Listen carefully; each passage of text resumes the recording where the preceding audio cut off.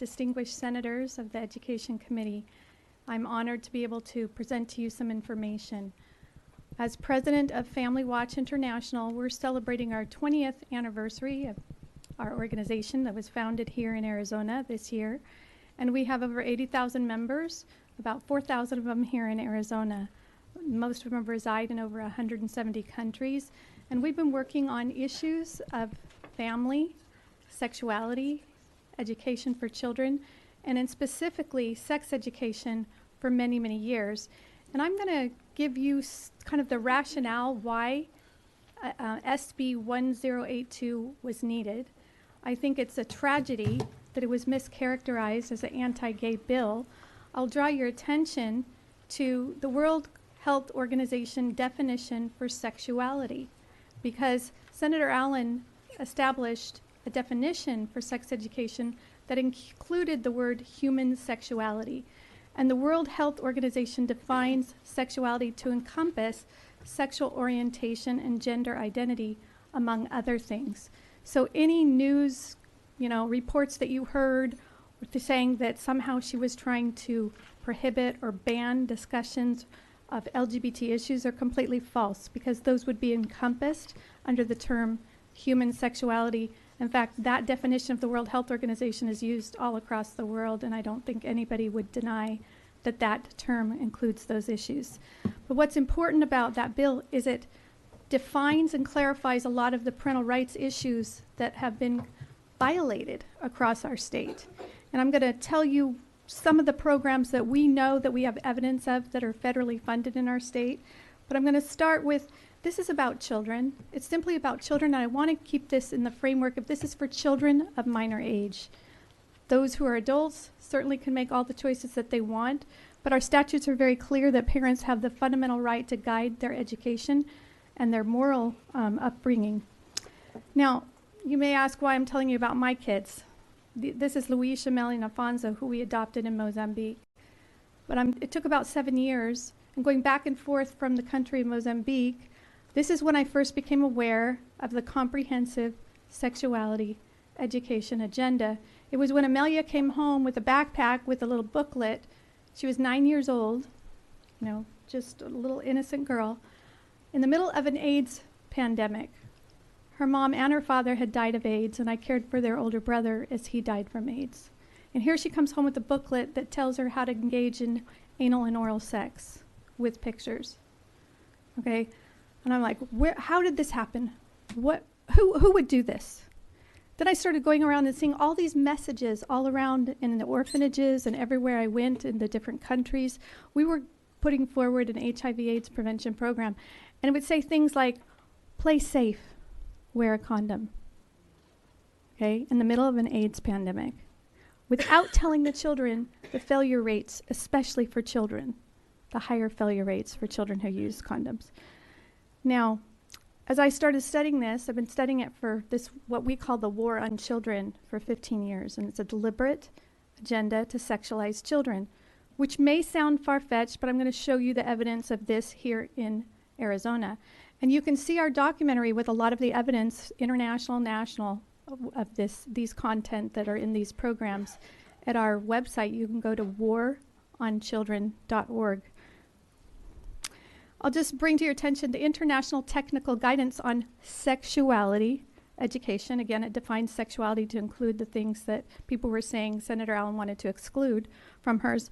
But I draw your attention because the World Health Organization sets the standards for the world, and they have redefined abstinence to mean, abstinence means choosing not to have sex, which most people would agree with, but it also means deciding when to start having sex with whom. Later on, it says CSE promotes the right to decide who and when you're going to have sex with. So it's the right to sex for children. Now, you may say that's not relevant. That's the UN with all those agencies. It has nothing to do with Arizona. But that same definition was being put forward at the TUSD district debate over, the sex ed committee. They were trying to redefine abstinence there. And I'll show you another example of a program that redefines abstinence. And the bottom line of the philosophy behind these sex education programs is the philosophy is it's perfectly normal that all sex acts are perfectly normal for children at any age as long as they're consensual and as long as they use so-called protection. Now, that may be hard to believe, but there's a federal funding stream for these programs.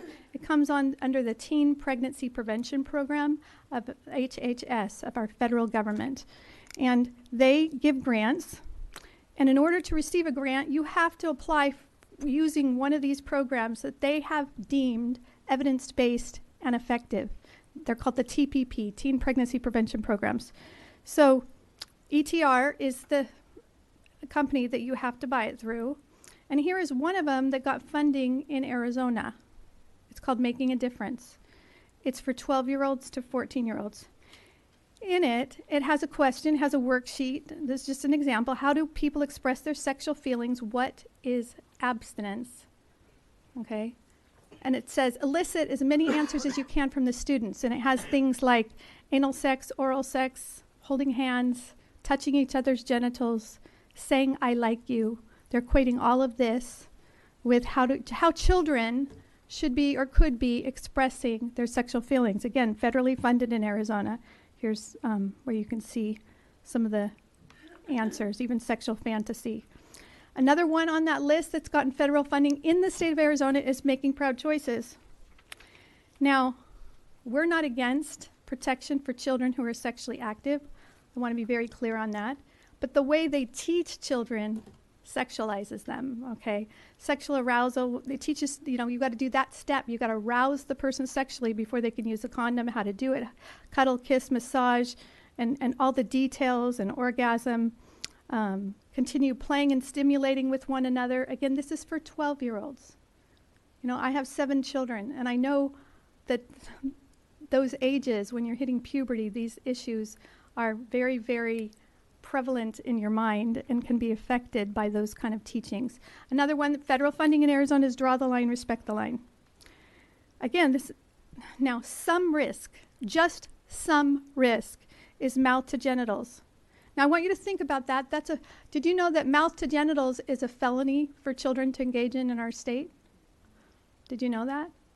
And yet this is being taught to the children that it's just some risk, even though it can land them in jail. Some couples complain that condoms reduce the feelings. This is more for adults. This is not for 12-year-olds. Again, Maricopa County got a grant under this TPP program. They created the Collective Steps for Youth project to train everybody else how to teach children sex education. And 2 of those programs that I just showed you are on their list they advertised last year, that teachers could be trained or other people could volunteer to be trained on how to teach those programs in our schools. Okay? This is the Collective Youth. And here are their partners. They're bringing in other partners from outside to be a part of this Collective Hub for Youth. I'm also the co-chair of something called the Protect Child Health Coalition, which is a national coalition.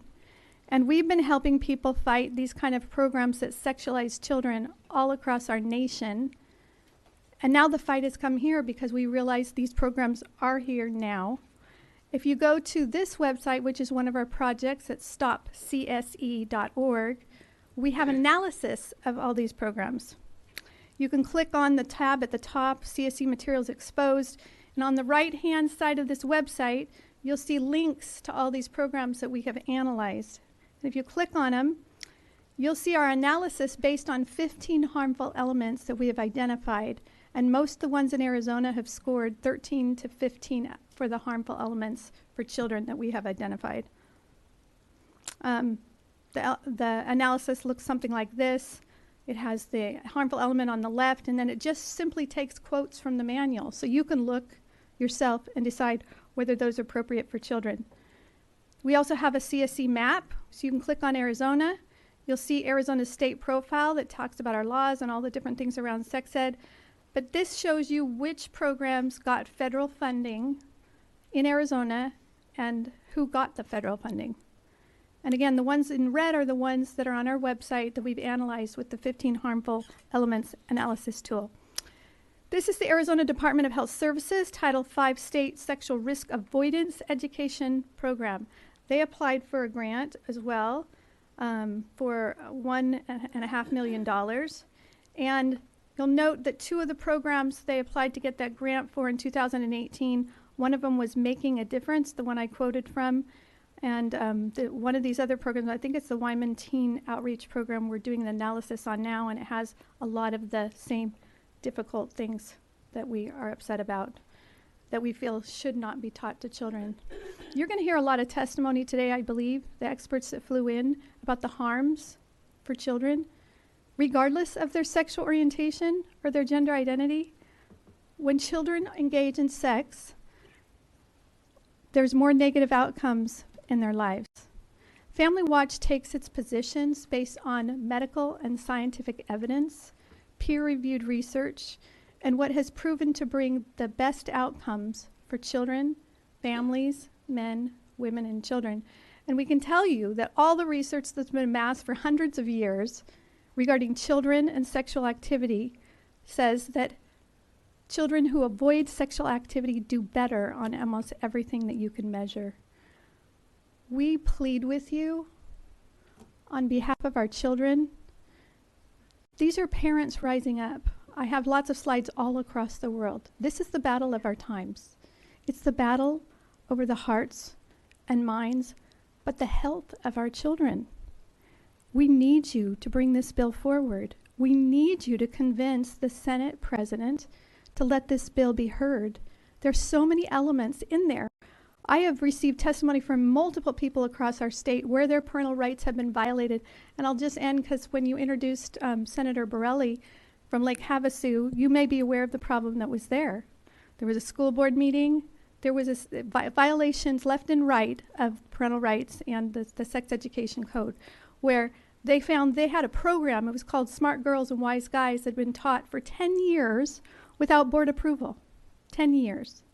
Now, we went and analyzed that program, not with our full analysis, but I found an activity in that program where they had kids vote their values. Now, remember, the law says the parents have the right to bring the moral and educational upbringing of their children here in Arizona, but vote your values. They put a sign in one corner of the room that says yes, another sign that said no, one that said unsure, and they asked a series of questions. And the children had to go to vote their values. And then it instructed the teacher to say, are you sure you don't want to change your mind? Are you sure you don't want to change your values right now here in this classroom? And they had kids defending their values. You may think that's appropriate. You may not. But if you don't know that's going on in the classroom, you don't have a chance to opt your child in or out. And Senator Allen's bill, SB 1082, closed the many loopholes. We've found maybe 15 different violations that have been going on to get around the current statutes because they're vaguely worded or they're not clear. I'll just end with the biggest one for me is that HIV education is not treated the same as sex education. And the last time I looked, the only way you can teach children prevention about HIV is by giving them sex education regarding how to protect themselves. So why are those two things treated separately? Why is one opt-in? It just doesn't make sense. I have 7 children. I have 8 grandchildren. The last one was just born a couple weeks ago. And my oldest, who you saw from Mozambique, he just moved back to the state with his 2 children. He's living here in the Phoenix area, going to the ASU Thunderbird School of Business. And I care about what they're going to be taught in these schools. And I think all these parents that are here care about it. We plead with you to bring back HB 1082 because it will protect the health and innocence of Arizona's children, and it will protect the rights of parents throughout Arizona to protect their children. Thank you.